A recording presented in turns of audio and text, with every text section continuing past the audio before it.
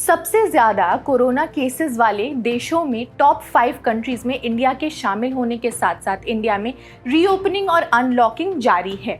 ऐसे में सबसे ज़्यादा इम्पॉर्टेंट हो जाता है लो कॉस्ट टेस्टिंग, यानी कि सस्ते और इफ़ेक्टिव टेस्टिंग के तरीके।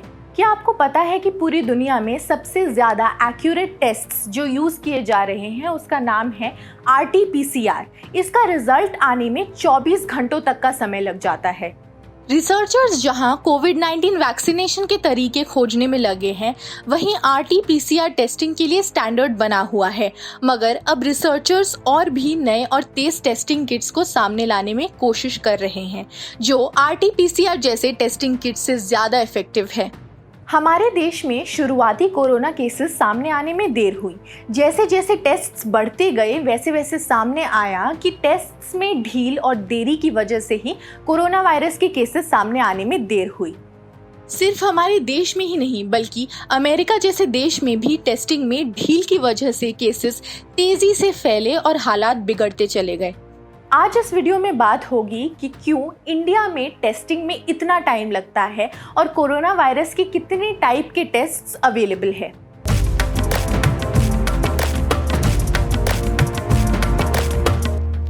दुनिया का दूसरा सबसे आबादी वाला देश है हमारा। ऐसे में इंडिया में इंफ्रास्ट्रक्चर की कमी की वजह से टेस्टिंग में इतना समय लग जाता है। पहला, इवन दो हमारे देश में एक बैच सैंपल लेने में ही 4 से 8 घंटों का समय लग जाता है, इसके बाद इसको प्रोसेस करने में और ज़्यादा वक्त लगता है।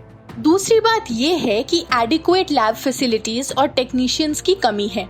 हमारे देश में सिर्फ कुछ ही लैब्स हैं जिनको मान्यता दी गई है कि उनके पास ऐसे सही तरीके की मशीनरी और ट्रेन स्टाफ है जो लार्ज स्केल टेस्टिंग कर सकते हैं।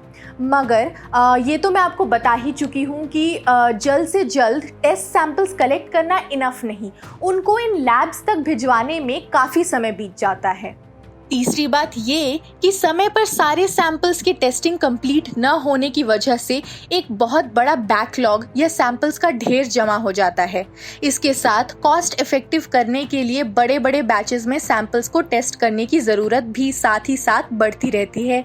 क्या आपको पता है कि लिमिटेड इंफ्रास्ट्रक्चर की वजह से ICMR टेस्टिंग को सिर्फ सिम्टोमेटिक और हाई रिस्क वाले सैंपल तक ही रेस्ट्रिक्टेड रख रहा है। इसके अलावा टाइम कंज्यूमिंग होने के बावजूद RT-PCR टेस्टिंग सबसे ज़्यादा रिलायबल माने गए हैं।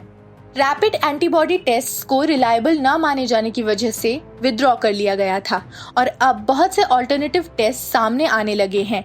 इसलिए बात करते हैं कुछ ऑल्टरनेटिव टेस्ट की जो RT-PCR जितना टाइम ना ले और कॉस्ट इफेक्टिव भी साबित हो।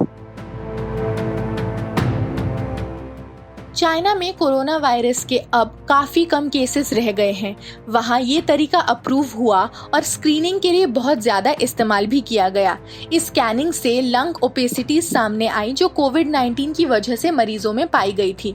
1000 लोगों की एक स्टडी से सामने आया कि RT-PCR से जो वुहान में लोग कोरोना पॉजिटिव पाए गए, उनके स्टडी में CT स्कैन से लंग्स में निमोनिया पाए गए। मगर कई रिसर्चर्स का दावा है कि हाई रिस्क वाले सिम्टोमेटिक केसेस में ये फेल रहा। वहीं अहमदाबाद में 125 मेडिकल वर्कर्स पे CT स्कैन से स्क्रीन किए जाने पर 73 कोरोना वायरस पॉजिटिव निकले।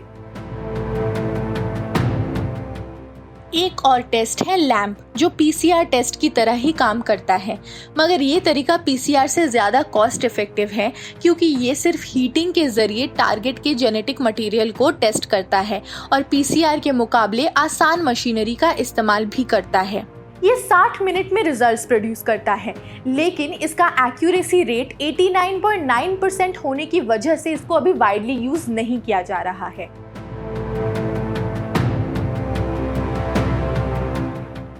जीन एडिटिंग टेस्ट में एक एडिटिंग टूल से सैंपल्स में वायरस के जेनेटिक सीक्वेंसेस को स्टडी किया जा रहा है।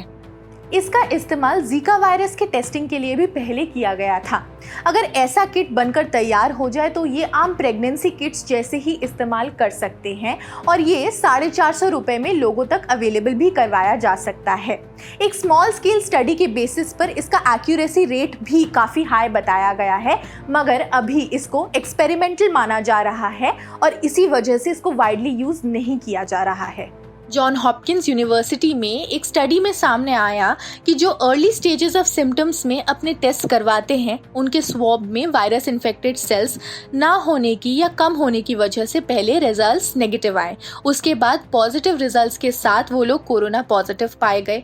इन्फेक्टेड होने के 4 दिन में टेस्ट करवाए लोगों में 67% लोग नेगेटिव रिजल्ट्स के साथ बाहर आए, मगर कुछ ही दिन बाद सिम्टम्स के बढ़ते के साथ साथ ये आंकड़े 67 से 38% पर आ गया।